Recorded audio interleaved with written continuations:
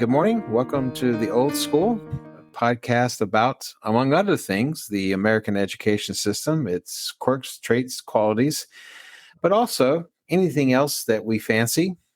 We've been known to dabble in such topics as music, philosophy, history, and we'll even throw a sport episode at you. Good morning, Herr Dr. Bourgeois. Herr Miller, it's good to hear you today. It's been a few days, and here we are. And I'm back on the microphone, not the kind of nasally voice you're used to hearing over the phone in Italy or Germany, but much more dusky deltones, perhaps. It's better because people, more than one person, said that you sounded drunk in that last podcast. What? Yeah, they thought you were partaking in German beer or wine while you were talking. Well, I certainly partook. I mean, I don't think I was partaking at that moment, but I definitely, I'm not going to say I imbibed, but I certainly enjoyed a glass here or there or a bottle here and there. So, okay. Well, I like to think that you're I'm not a degenerate. Podcast. I think you were drinking during the podcast. That's I've never done it. Well, we've both done it. The last time you and I were at the podcast at your house, I think we were drinking scotch. It was like 11:30 in the morning. Well, I resemble that remark. So anyway, now I have a question for you. Okay. Do you think pain is necessary for the lack of pain? What does that mean?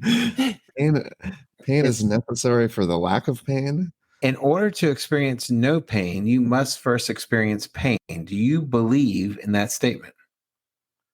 No. I mean, I can give a pithy answer, but I think that being alive is pain. We always experience it. As soon as you have no pain, you're either unconscious or dead.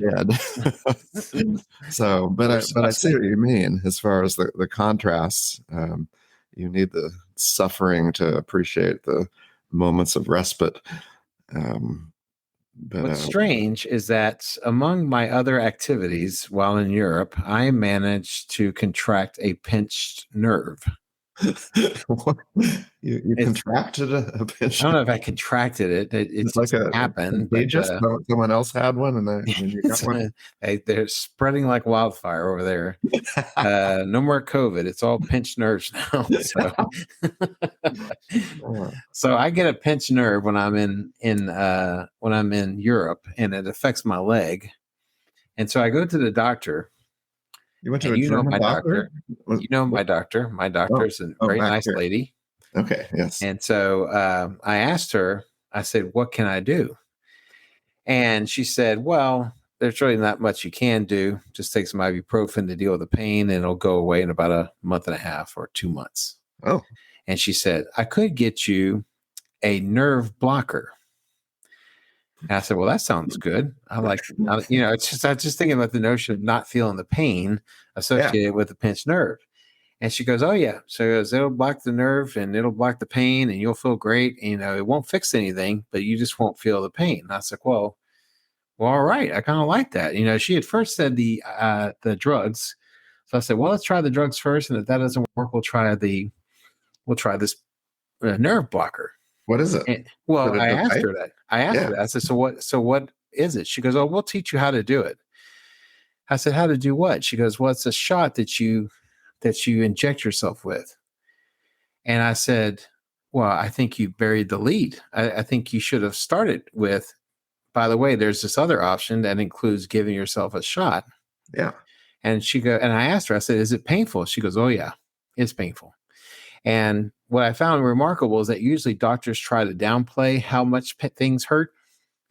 And she was like, no, this hurts. This hurts a lot, And I thought, I said, well, I said, that doesn't sound good at all. And she said, well, to get to a point of health, you must first go through pain.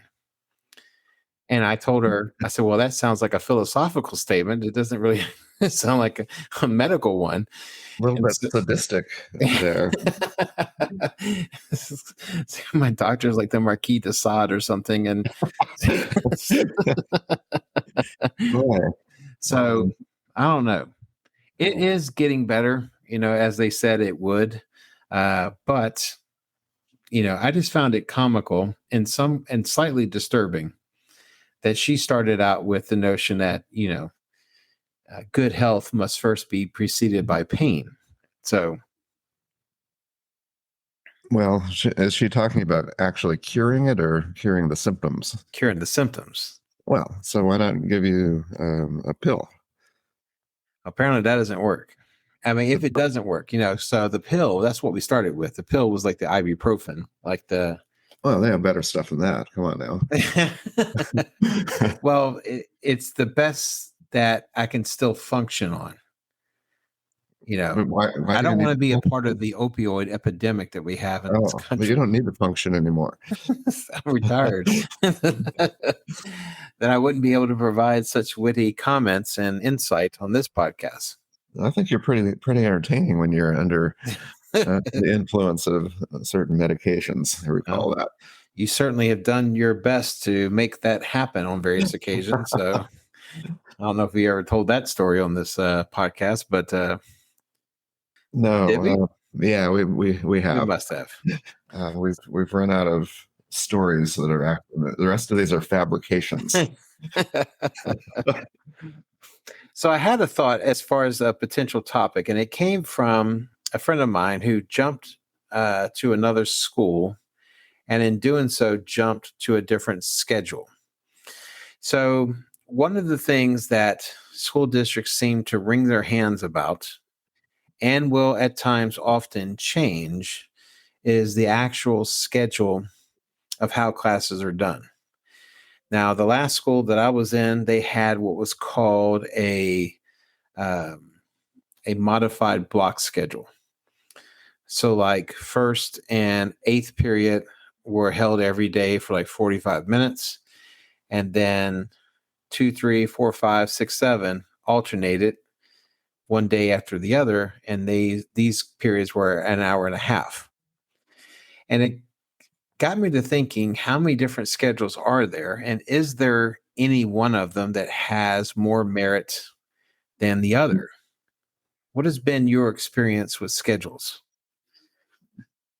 It's one of those things where they come around again and again and about 3 times in somebody's career, because the most obvious schedule I think that we've all taught was when we just have equal 45-minute, something like that, Right. courses, and they meet every day. And there's a lot of merit to that because you meet every day and you don't lose track of what's going on, keep the momentum going. Right. And that kind of schedule benefits the skill and knowledge-based courses like math, foreign language. Those teachers tend to like that. Other courses lend themselves more to what you're talking about. The modified, I think, is gives the most flexibility because you have some longer courses, maybe 90 minutes every other day, and then fill in with.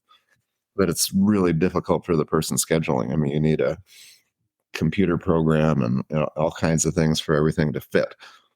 But I think that the most outrageous schedule I was on, and you've probably done this too. In fact, we were in Fort Worth at the same time. Do you recall the accelerated block? Enlighten me. I'm not sure I remember. Well, instead of making them year-long classes, you would. Oh, yes. You would remember you finished your history, sophomore history in one semester. Right. And I think that's when we had this 4x4 requirement of everybody had to have 4 years of social studies, math, language arts, and science.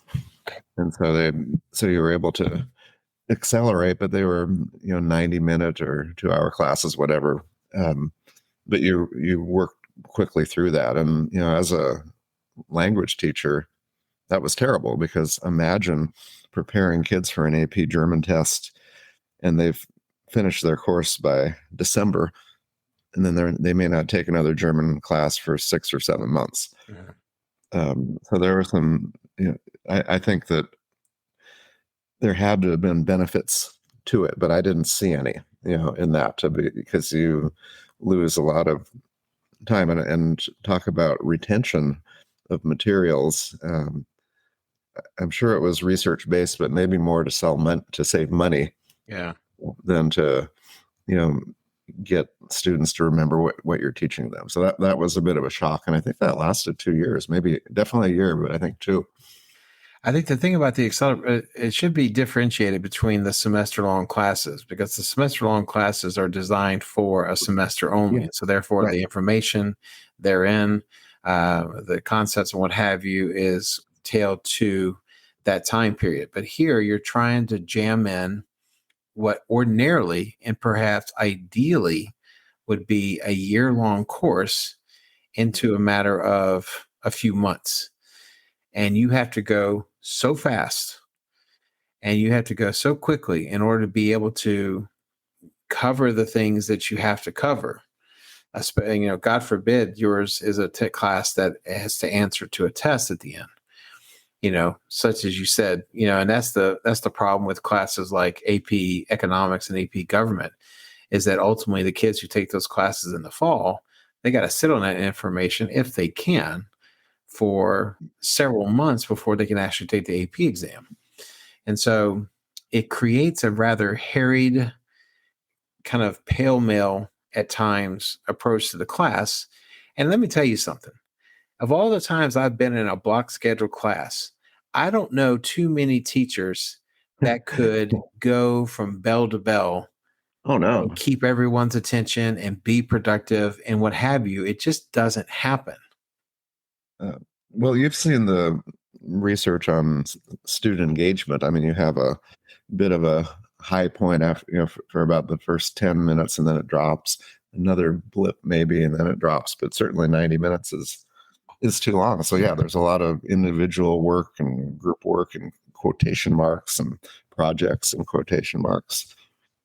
So I prefer the traditional everybody meets, but imagine what the school districts would do with that 4x4. They realize that state testing would put most of its eggs in math and English or language arts. Right.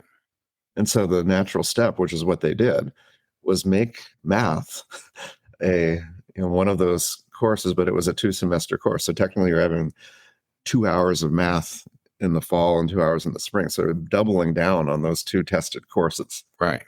And it wreaks havoc with elective programs and everything else. So I think there was a lot of complaining, and the group, the hybrid, the thing that you mentioned at the top, seemed to meet the needs of these one-off semester courses that need to meet every day, Right. and then give you a lot of contact time with those tested subjects. Well, given that you and I think I can say that you and I both prefer the traditional schedule, kind of like 7 to 8 classes a day. What is the downside to that kind of schedule? Sometimes you just don't want to see the same kids every day. It gets kind of annoying. And they don't want to see you. Okay, well, yeah, that's true. I can imagine that. But okay, so 8-period day. We've had that. Yeah. I mean, sometimes they do 6, sometimes 7. I do recall 8 periods. I mean, these are like 40 minutes, 42 minutes, 38 minutes. So there's a lot of transitions, and middle school and high school. You're taking a group of kids at that age, and it takes a little time at the beginning of class to get them locked in. Right. Then you have this content, and then you run out of time and you have to close it out, and you scream about the homework as they're running out the door.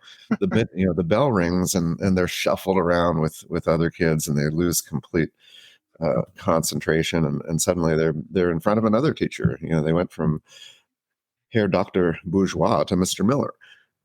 And then it's a new reality, different kids, and that so there's so many transitions that you lose a lot of instructional time. So I think you're losing time either way, but I think that would be the downside. It's just so many transitions and just this shock of being surrounded with different students, and you have all these different cultural, social dramas happening, and then in a sense the teaching becomes kind of this middle part of that experience.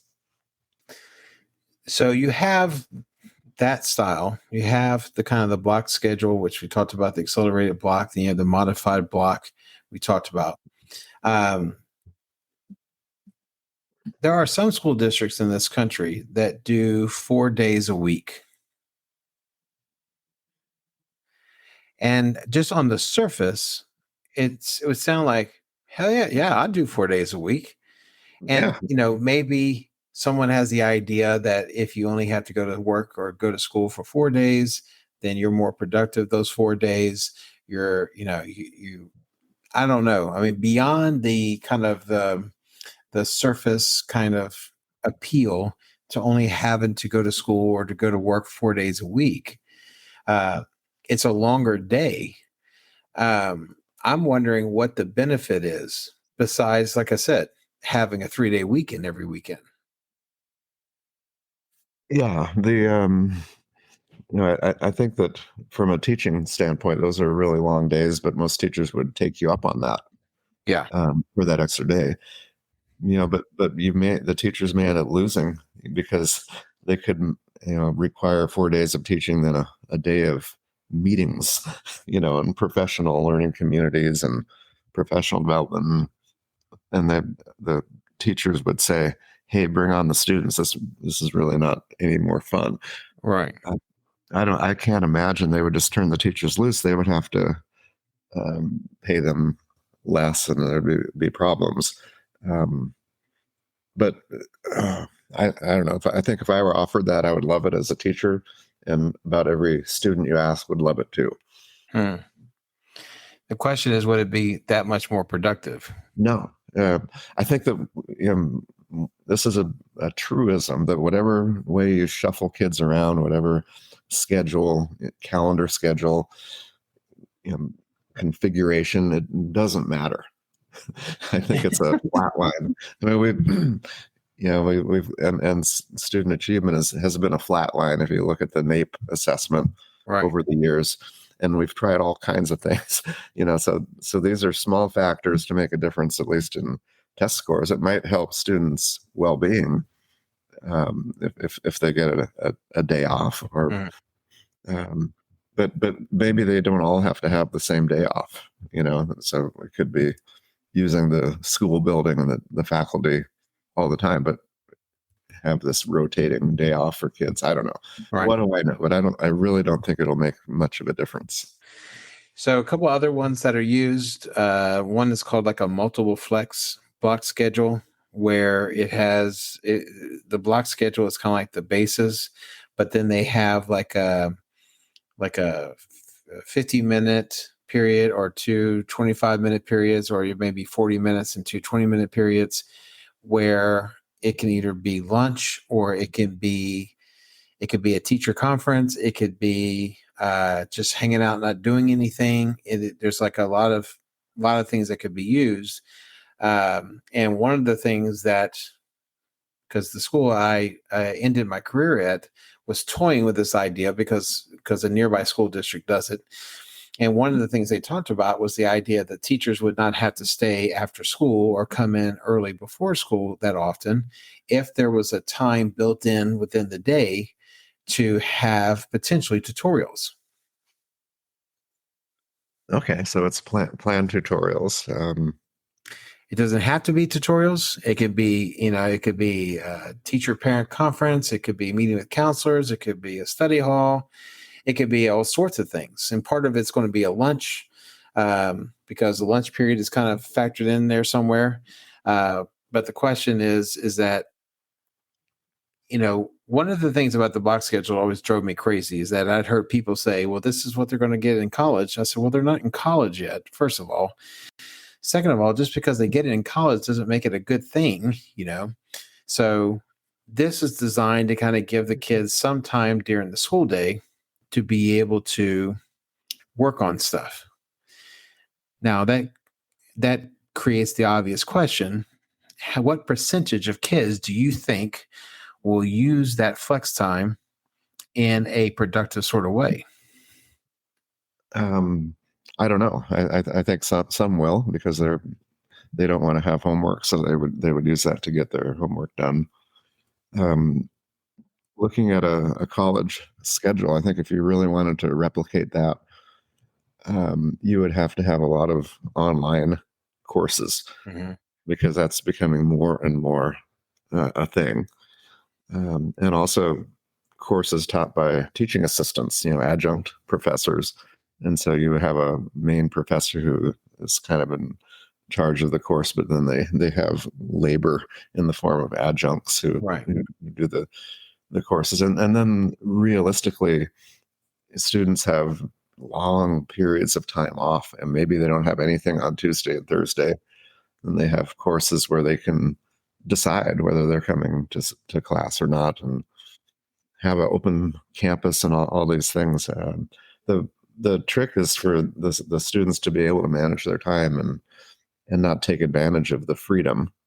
And I guess the question would be, can high school students, the ones that you've encountered, handle that amount of freedom of choice?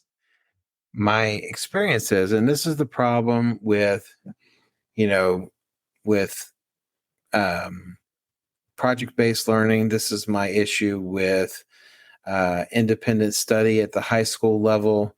This is my issue with online classes, is that type of learning, if you want to call it learning, but that type of learning requires a very special student, and a student that is not the same as all the other students. It requires self discipline, it requires self motivation, it requires intrinsically motivated kiddos. And a lot of our kids are not. Now, you could say, if that's the better way, shouldn't we be trying to get our kids to that point? But you know what that's like. Right now, I am raising, by all accounts, a very messy child, and she sees no value in cleaning up stuff.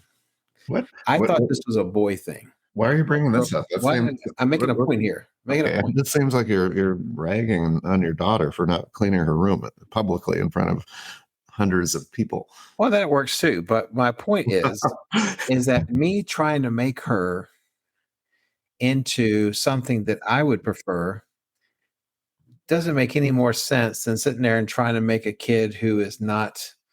I mean, there are certain kids that are that way. They're self-motivated, they're self-reliant, they're independent, and there's kids that are not that way. And so trying to cram everybody into the single mold is problematic. That's my point. Ah, so did And the you? fact that my daughter's a messy child and I can't Yeah, do anything with her. I've washed my hands of the whole thing. So you wash your hands. And what kind of a child were you, Ross? Did you clean your room? I was an orderly child. I wasn't necessarily a clean child, but everything was where it was supposed to be. You know, Everything in its place. everything in its place. Exactly. So, but I wasn't like a neat freak. I wasn't like Felix Unger, sitting there, waxing the furniture or anything. For all the over 50 crowd in the audience Yeah, I today. love hearing the name Felix Unger. I wonder. Everyone else is Googling, who the hell is Felix Unger? Well, I think you're more like Oscar Madison between the two of us, Ross. Of the two of us, perhaps. But what I'm saying is that, you know, I can't expect her to be like me. And we can't really expect her to be anything other than what she is. Now, there are certain things, yes, you could train a kid to do. And from a teacher student perspective, there are things you can do to train a student, but their natural being, that's not one of them. If a kid is not inclined to be that independent or self-reliant or self-motivated, that's not taught in school. That's taught through experience. And so And so that's one of the issues with these other kind of newfangled ideas about, online classes and independent study and things of that nature. Well, the online courses have grown up, I think, even since the COVID time. And do you know what the generation is called? The latest ones, I guess, the current high school students. Now, what are they called? Um, they're not called Gen Z or whatever. They're called Zoomers. Can you? I get it. Yeah, you get it, but that's the truth. It's not a joke. Yeah, it's not a joke. It isn't. No, it's the thing. That's what they're called. And so they're. I feel like we're watching a video. We text.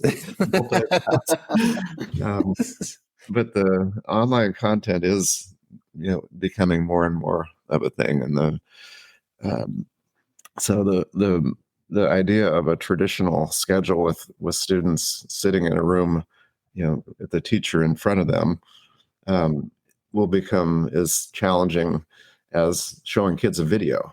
Right. I mean, what that would be like now, and Yeah. so there needs to be some adaptation. It's maybe good that some of us got out while we did. Well, I mean, I think part of me, you can't help but, in some ways say to yourself, I'm doing somebody a disservice by leaving. But that's an awfully cocky thing to say out loud, because it suggests that you are indispensable, that only you can make changes. But the problem is not everyone sees the problem the same way I do, and not everyone has the same approach to things as I do. So maybe I offer something unique to the table, but maybe this could be a platform where we get this out there. But I mean, I think, there has to be more questions asked about things that seem on the surface, perhaps simple and self-evident, such as, how do you do a schedule for a high school? I've seen that classical schools, a lot of private schools have really traditional schedules. Okay. Less of the long block periods. It tends to be more straightforward, where you meet every day. And so you may have some kindred spirits out there. And what we're talking about is an ISD, a traditional public school problem with big, 4,000 student campuses. They try these types of configurations, probably more than the smaller schools, just from a staffing standpoint, but also philosophically. Well, just as a contrast, I have been there so many times, and I'm not sure I could adequately explain how they, like, for example, the school that we visited so often in Germany. How is their schedule done? Because it seems on the surface a rather hodgepodge, pale mail kind of schedule, but it's also incredibly independent. It's incredibly uh, flexible in a sense that some days you're out of there by 12, depending on how old you are. Some days you're out of there by 3, or whatever the case may be. Can you explain that schedule? I would really have trouble. I could definitely embarrass myself if I tried, but I know from a teacher standpoint, that it's all over the place. They certainly have but there's this complex, because if they need to cover for a teacher, it's really complicated. And I know if I'm trying, because we tried to observe teachers in our class of students, you had to go through this maze of something to figure out where they were in what room, because the rooms technically belong to the students, and the teachers for quite often would move around. Right. But the end of the day is where I got confused, because of the departure times. But I don't recall this, what you see in the traditional high school, where final bell rings and everybody goes out to the parking lot and drives their cars home, Right. or they get picked up with the car line. Right. It seems to be more free flowing in that afternoon, and lots of different options, and kids get on the public transportation. But the short answer is I really don't know what they're, uh, you know, my guess is that it's a more traditional schedule than trying to do these long. I don't remember sitting in 90-minute or 2-hour classes. No. They seem to be short. Actually, in fact, yeah, I know this. They're shorter courses. Maybe 35 minutes, even Right. much shorter than we have, and they get to it. They don't waste a lot of time. I'll give them that. Well, that then goes towards something else. So we are in the midst of a transition here at the old school, both with regards to content, although it will still deal with a lot of education issues, as I mentioned at the beginning. It's also going to deal with a lot of other topics. But one of the things that's going to be different is the more concerted effort to have guests on. And so, immediately when I think about us trying to struggle to explain the German school schedule, I thought about Mike or Lutz, Mike Lutz, if you're listening, having them on to kind of talk about things. These are two of our former colleagues on the German side of the program that we officiated. But also just the idea of having people from all sorts of disciplines to be able to talk about the things that they do and what have you. So that's going to be one aspect of it. Another aspect of the changes that are happening is we're going to kind of shield for our book here a little bit. There's a couple of things that we have discussed. I don't know how deeply we want to get into this, but the idea of some kind of professional development, some type of a kind of guided book study on the very fine book that we wrote a couple of years ago. What do you think of that? I can't remember. What was the title of that book anyway? The title of the book was "The Center Cannot Hold: A Critical Look at Contemporary Education." So what you're getting at is there could be maybe a book study, for example, with a Q&A with the authors. And so maybe one school of faculty could read a chapter such as Teaching and Entertainment, an Examination of Effects. And they could read that chapter and then get on a Zoom or in person, but probably virtual, and talk to us. And we would moderate a conversation along with the other 6 chapters. Yeah. Or, I mean, if you got a particularly fired up staff, they could read the whole book and we could have multiple conversations with your staff about the different components of it. Also, the idea of professional development. This is one of the things that, we also have an interest in doing as far as talking to teachers, talking to staffs. And so the idea of what that might look like, that's something you're going to start to hear more about and hear more often as kind of like a intro into the podcast, but also kind of the exit, as it were, as we sit and try to explore these other options of how we get this message out, not just through the podcast, which we are also going to try to expand. So a lot of changes. Although still me, still Steve, still our witty banter. Nothing's changed, but the blatant public marketing. Yes. For example, Ahart Solutions, spelled AHART Solutions.com, provides applied research to support learning organizations. Did you know that, Ross? I did know that. I think it's one of the things that, if you're the head of a private school or if you're the head of a school district and you're trying to get a better sense about the students within your purview or under your charge or the teachers or the administration, Ahart Solutions has various tools that could be used to target certain characteristics, certain things that you want to know about your district or about your school. You would be able to explain that better than I. Yeah, it's a third party research. There's a lot of benefits to that, but we do 360 surveys, parents, staff, and students, but also applied research to answer specific questions using some pretty sophisticated research tools. So you'll be hearing about that as well. And then maybe we send Ross out to the speaking circuit. That could be another thing. What do you think of that, Ross? By myself? Well, I could go with you, tag along. I'd be your straight man. I would introduce you and then make fun of you occasionally. How's that? Yeah, that'll work. We could do our own Martin and Lewis routine. So there's for all the Mark, septuagenarian and octogenarians. well, let's take it back a little bit. I was thinking about the Smothers Brothers, and I would definitely be Tommy Smothers. Yes. Picking at you. I think that's a good dynamic. I don't play. I mean, I could play my piano there. That would be fun. Yeah. See, we have many talents that we can offer. Yeah. The outward thinking, differentiated thinking administrator or head of school. So watch for more information to come down the pike about that. And we draw this thing to a close on schedules. I don't know if we solved anything except to say that it all sucks.